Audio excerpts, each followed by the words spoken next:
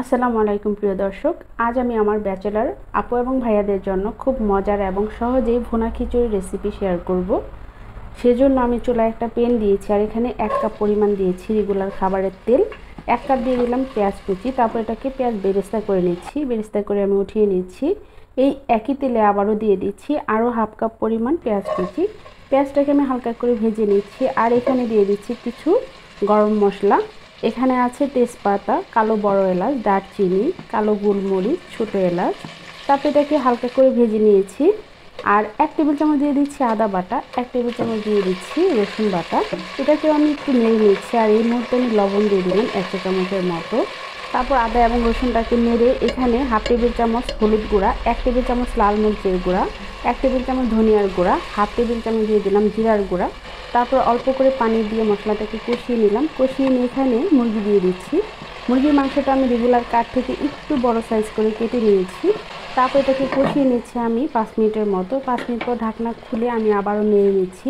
নেড়ে নিয়ে এই মুহূর্তে আমি এখানে 1 কাপ পরিমাণ পানি দিয়ে দিচ্ছি। পানি দিয়ে এটাকে সেদ্ধ হওয়ার জন্য 10 মিনিট রান্না করব মিডিয়াম আঁচে। 10 মিনিট পর আমি ঢাকনা খুলে দেখতে পাচ্ছি এটা সিদ্ধ হয়েছে এবং অনেকটাই শুকিয়ে গিয়েছে। এই মুহূর্তে আমি চিকেনগুলোকে উঠিয়ে নিচ্ছি। উঠিয়ে নিয়ে আমি এই মশলার সাথে চাল মিশিয়ে নেব। এখানে আমি 3 কাপ পরিমাণ চিনি গুঁড়া চাল আগে থেকে ধুয়ে নিয়েছি। আর 1 কাপ দিয়ে দিচ্ছি মসুর ডাল, আপনারা চাইলে এখানে মুগ ডালও দিতে পারেন। তারপর খুব ভালো করে 2 মিনিটের মতো নেড়ে চেড়ে কষিয়ে নিচ্ছি। যখন কষানো হয়ে গিয়েছে তখন আমি এখানে পানি দিয়ে দিচ্ছি। যেহেতু চাল ডাল মিলে 4 কাপ, আমি এখানে ডাবল মানে 8 কাপ পরিমাণ পানি দিয়ে দিচ্ছি। আমি এখানে নর্মাল পানি দিচ্ছি, আপনারা চাইলে কিন্তু পানিটাকে গরম করে দিতে পারেন।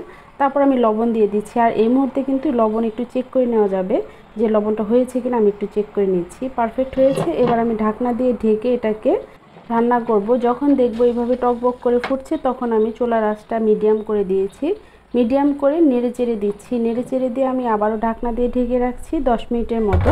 10 মিনিট পর যখন এইভাবে চালটা উপরে উঠে আসবে তখন আমি নেড়ে নিচ্ছি। নেড়ে নিয়ে এখানে আমি চিকেন দিয়ে দিচ্ছি। চিকেন দিয়ে চুলার আঁচটা একদম কমিয়ে দিব। কমিয়ে দিয়ে আমি 20 মিনিটের মতো রান্না করব। আর উপর দিয়ে কিছু কাঁচামরিচ আর পেঁয়াজ বেরেস্তা দিয়ে দিচ্ছি। এই মুহূর্তে কিন্তু ঘিও দিতে পারেন, আমার আসলে ঘি দিতে মনে নেই। 20 মিনিট পর আমি ঢাকনা খুলে নিয়েছি এবং এটা পারফেক্ট হয়ে গিয়েছে। আমি এবার সার্ভ করে নিয়েছি। রেডি হয়ে গেল এই মজার চিকেন ভুনা খিচুড়ি। ধন্যবাদ।